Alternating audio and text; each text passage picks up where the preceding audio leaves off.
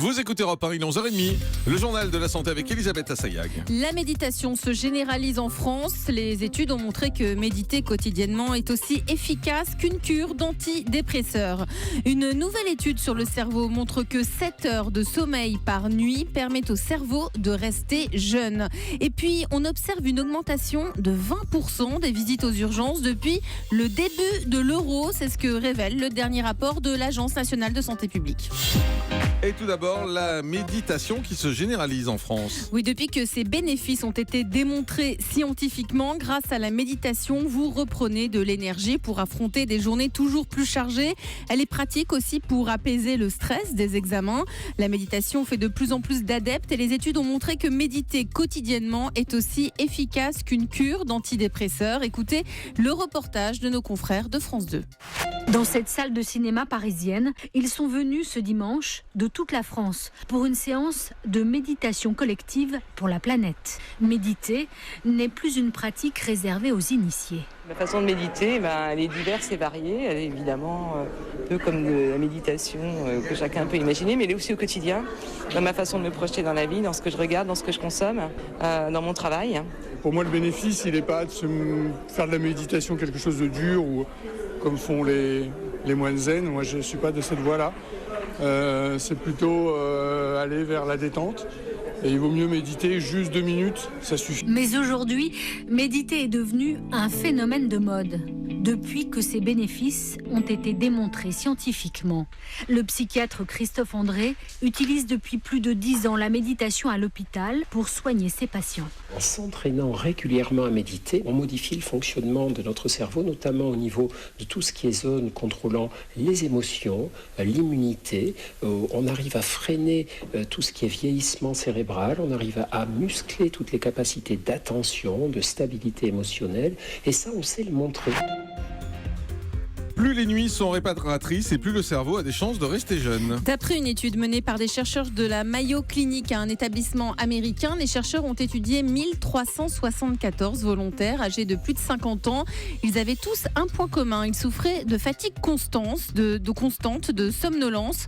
Ces volontaires ont passé une IRM et sur les clichés, on pouvait constater une atrophie de certaines zones cérébrales.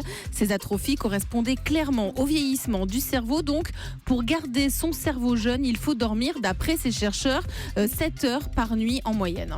Le régime 5-2 permettrait de prévenir le cancer du sein. Oui, d'après une nouvelle étude américaine, ce régime dont le principe c'est de consommer environ 2000 calories pendant 5 jours, puis 500 calories pendant 2 jours. Par exemple, du lundi au vendredi, on mange ce que l'on veut, mais durant le week-end, on se limite à 25% de notre apport calorique quotidien. C'est l'idée du jeûne intermittent. Une chercheuse de la Breast Cancer Charity a suivi 20 femmes préménopausées en surpoids et qui présentaient un risque élevé de cancer du sein. Pendant 1 mois, les volontaires ont suivi ce régime et les biopsies montraient un changement dans les tissus de la poitrine chez 55% des volontaires, donc plus de la moitié, qui ont perdu environ 3 kilos grâce à ce régime. D'après la chercheuse, l'explication, c'est que ce régime permettrait une diminution du taux de sucre présent dans les cellules et c'est prouvé, le sucre sert de carburant aux cellules cancéreuses.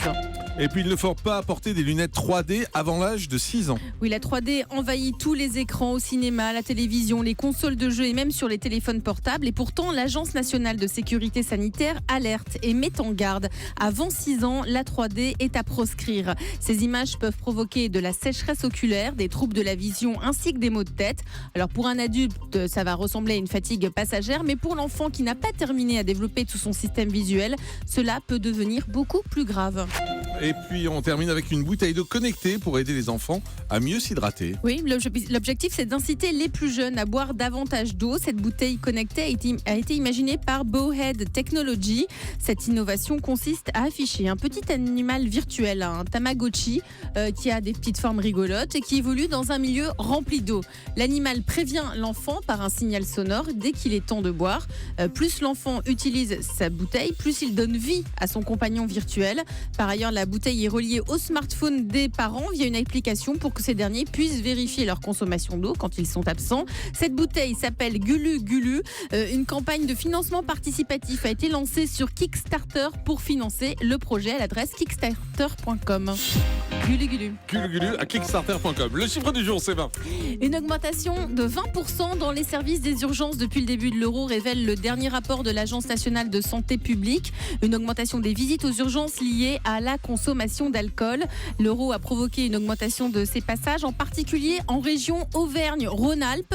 Dans le cadre de l'Euro 2016, le réseau Santé publique France a renforcé son dispositif de surveillance sur toute la France. Merci beaucoup, Elisabeth Assayag.